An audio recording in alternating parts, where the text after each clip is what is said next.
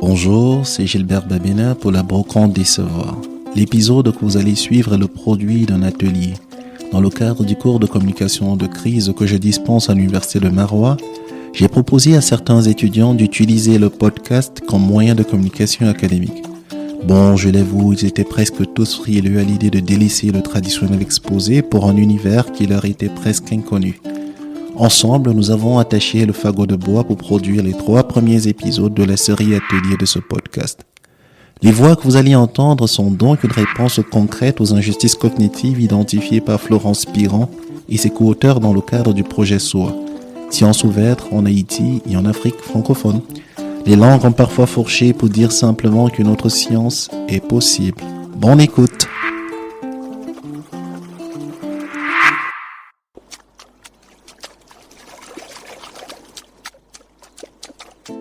Comment rendre justice à ces savoirs sans les transformer, sans les absorber puis les redigérer. C'est vraiment un problème épistémologique de base.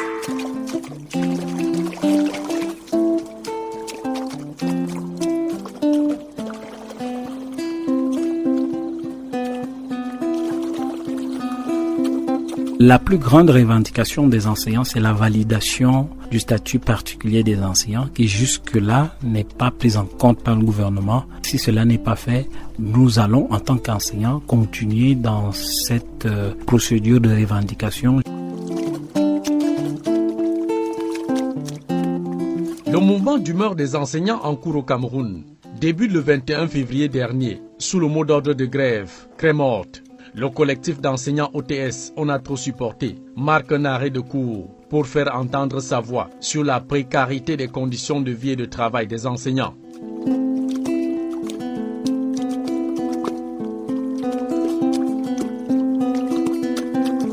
OTS. 3 lettres de l'alphabet français qui ont fait plier tout un gouvernement. OTS. 3 lettres qui ont produit l'effet d'un séisme et repoussé les limites de l'organisation et de la structuration des mouvements sociaux au Cameroun. OTS, comme un cercle dont le centre est partout dans les lycées et collèges du Cameroun, mais nulle part la circonférence, a su fédérer les enseignants sur toute l'étendue du territoire camerounais.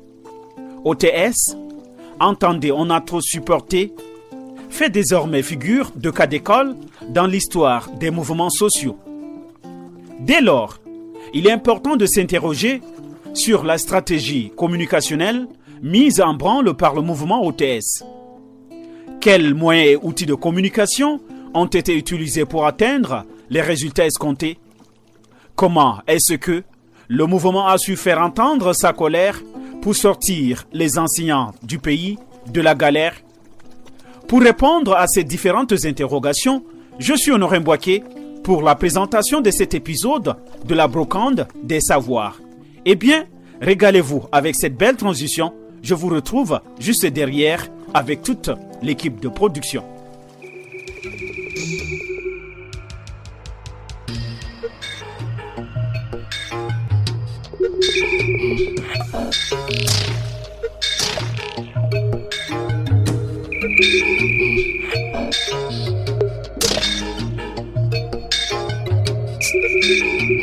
Cet épisode de la Brocante des Savoirs est consacré au décryptage de la stratégie de communication du mouvement OTS au Cameroun. Comment est-ce que le mouvement a supporté les revendications des enseignants dans le contexte de la crise qui a opposé cette corporation de la fonction publique au gouvernement? Comment est-ce que le mouvement OTS s'est imposé comme partie prenante dans ce bras de fer qui visait à redorer le blason de l'enseignant dans la sphère socio-professionnelle?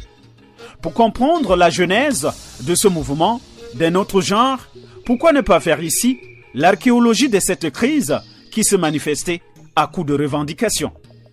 Cécile Marouka, bonjour. Honoré Mbouaké, bonjour. Vous vous êtes particulièrement intéressé à l'évolution de cette crise qui a consacré le mouvement OTS comme acteur majeur dans les revendications des enseignants. OTS, une nouvelle terminologie à intégrer désormais dans le lexique des mouvements sociaux. Il faut savoir que Tout est parti d'un mouvement de faible ampleur, assimilable à un battement des ailes d'un papillon, dont insignifiant, mais qui finira par mobiliser l'attention du gouvernement.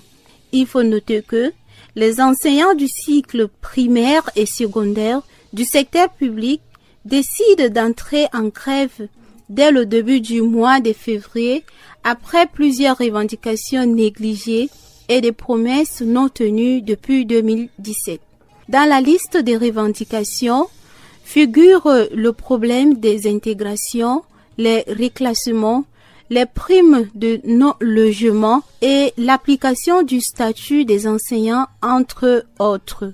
Les syndicats se saisissent de l'affaire, mais seront très tôt rejetés par l'immense majorité des enseignants sur l'étendue du territoire national.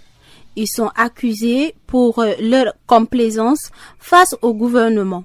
C'est à ce moment que le mouvement OTS, très critique et intransigeant sur les revendications, recrute de plus en plus des adeptes. OTS, entendez, on a trop supporté, gagnera plus de légitimité à la suite de la sortie de l'enseignant Hamidou en service à Beka.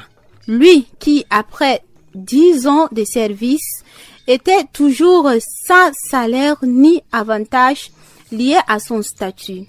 Son décès a ainsi non seulement érigé le mouvement OTS comme partie prenante de la crise face au gouvernement, mais aussi comme source de motivation pour cette corporation de la fonction publique qui s'estime marginalisée par le gouvernement. Donc pourquoi on va faire de la recherche?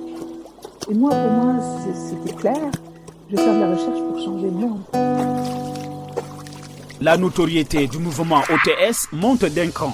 Les enseignants suivent les instructions à la lettre. Pendant des semaines, le déroulement des cours est hypothéqué. Les enseignants désertent les salles de classe et font le sitting dans les campus des lycées et collèges de la République du Cameroun. L'opération Crème morte paralyse les cours. Les élèves se tournent les pouces à la maison. Les parents s'inquiètent. Les multiples descentes des autorités administratives dans les lycées et collèges n'ont pas fait bouger les lignes, même d'un iota. Mahaman Dolongue, vous décrivez ici les conséquences des actions du mouvement OTS et des autres syndicats sur le secteur éducatif.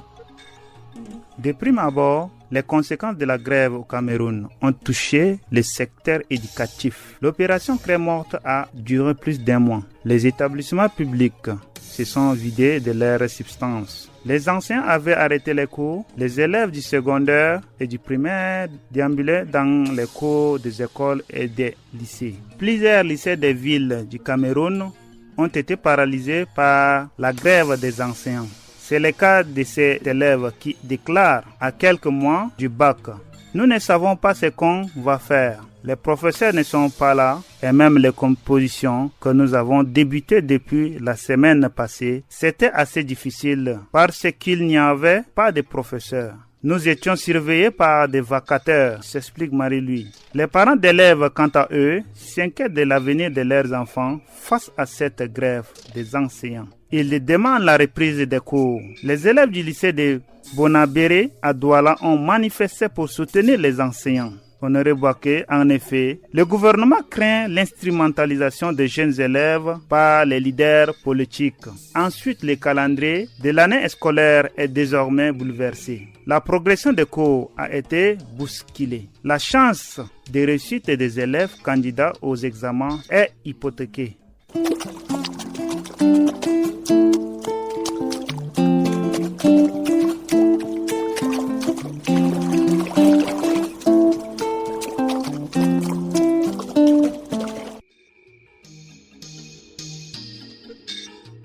Vous êtes à l'écoute de la brocante des savoirs, épisode consacré à la stratégie de communication du mouvement OTS au Cameroun.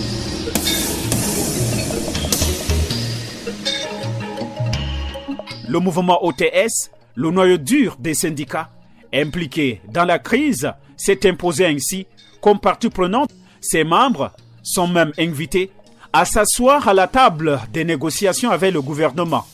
Pour gagner sa place, le mouvement n'est pas allé de main morte. Ses membres n'ont pas lésiné sur les moyens et outils de communication de l'heure.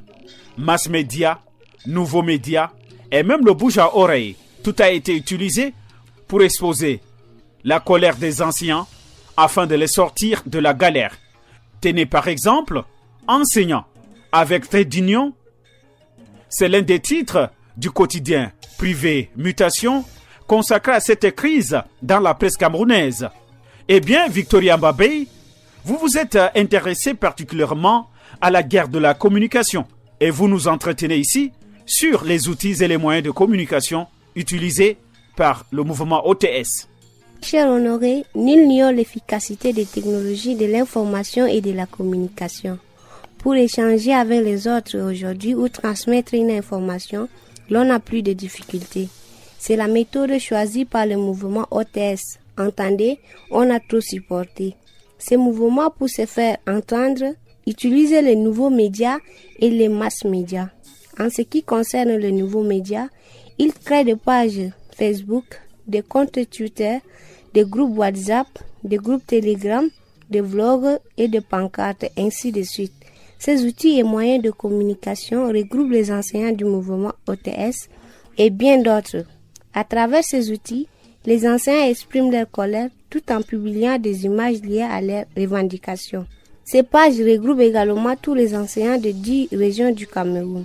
Dans ces pages, ils s'entretiennent et ensemble prennent des décisions. Ils invitent aussi les enseignants ne figurant pas dans ces pages à les rejoindre afin de manifester leur mécontentement. Concernant les médias, le mouvement OTS s'est exprimé également sur Equinox, STV, Canal 2, Œil du Sahel, Mutation et Le Jour.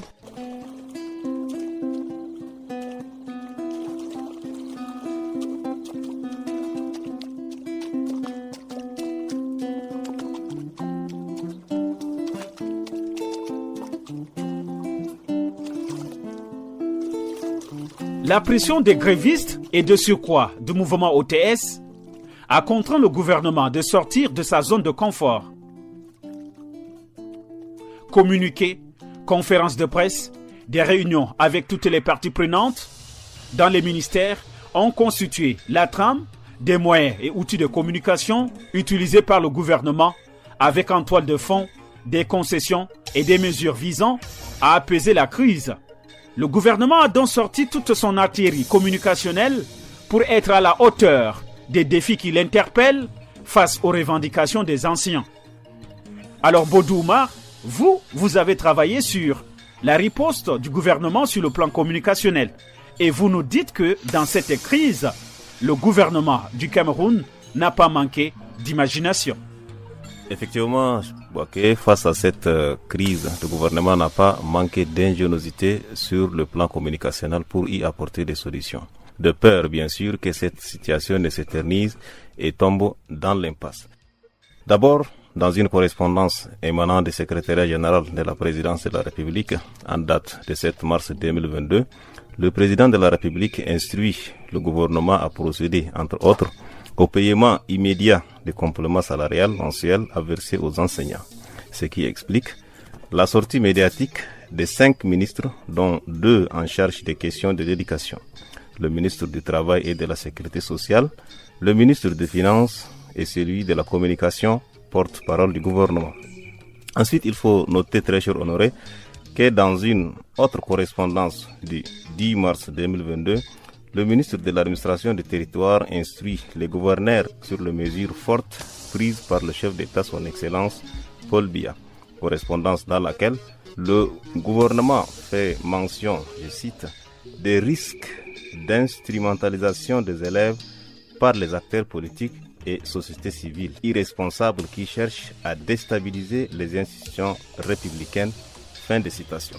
Dans le cadre du dialogue social, M. Honoré, Le ministre du Travail et de la Sécurité sociale invite les grévistes à une séance de travail le 15 mars 2022. Séance à l'issue de laquelle le gouvernement propose près de 200 milliards de francs CFA pour résoudre la question de la grève. Bien qu'ayant attribué la note insuffisante à la copie gouvernementale, les enseignants acceptent d'observer une trêve d'1 mois qui expire fin avril 2022, histoire de s'assurer de la bonne foi du gouvernement.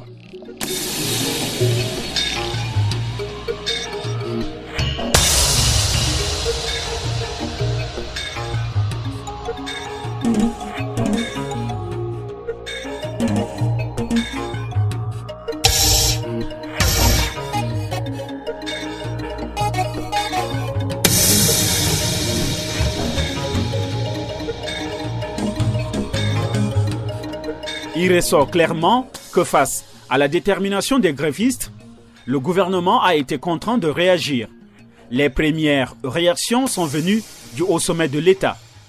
Les départements ministériels en charge des ordres d'enseignement sont entrés dans la danse. Toutes les questions relatives à la grève ont été abordées, avec en toile de fond l'épineuse équation du nerf de la guerre, c'est-à-dire l'argent.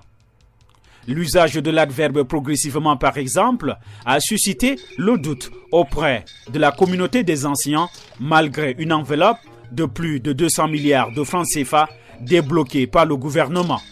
Les réactions des enseignants n'ont pas tardé. Sylvain Baimberem a recueilli les impressions d'un ancien gréviste qui a requis l'anonymat. Nous l'écoutons. Sur l'ensemble des revendications des enseignants, il y a eu une série de mesures proposées par le gouvernement, mais ces mesures ne peuvent être considérées comme des mesures salutaires puisque, en termes de pourcentage, on dira tout simplement qu'il y a 1% sur au moins 20 revendications. Il s'agit là du complément de salaire des enseignants qui recevaient 2/3 de leur salaire. La plus grande revendication des enseignants, c'est la validation du statut particulier des enseignants qui jusque-là n'est pas prise en compte par le gouvernement. Si cela n'est pas fait, nous allons en tant qu'enseignants continuer dans cette procédure de revendication jusqu'à ce que le gouvernement prenne les taureaux par les cornes. Depuis 2000 et jusqu'aujourd'hui, nous sommes en 2022, nous attendons encore le décret d'application de ce statut.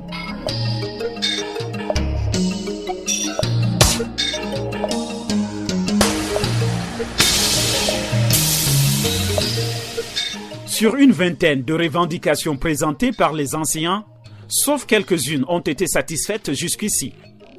La confiance des enseignants vis-à-vis du gouvernement est encore en suspens, malgré les concessions faites au niveau du traitement salarial.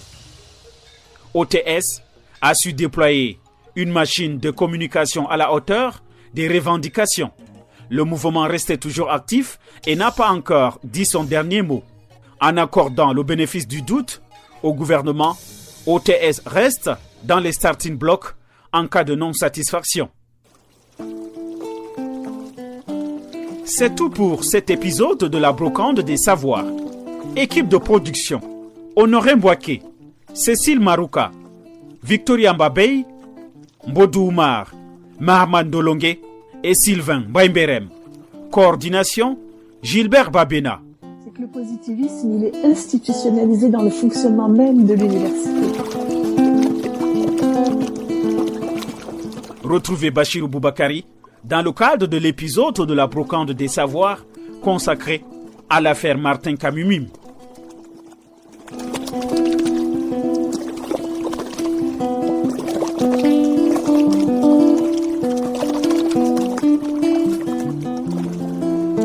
C'est une révolte, quoi. Une révolte contre ces savoirs élitistes. J'ai toujours senti qu'il y avait d'autres savoirs intéressants et qu'on en avait besoin pour avancer. C'est pareil dans la recherche, dans la science.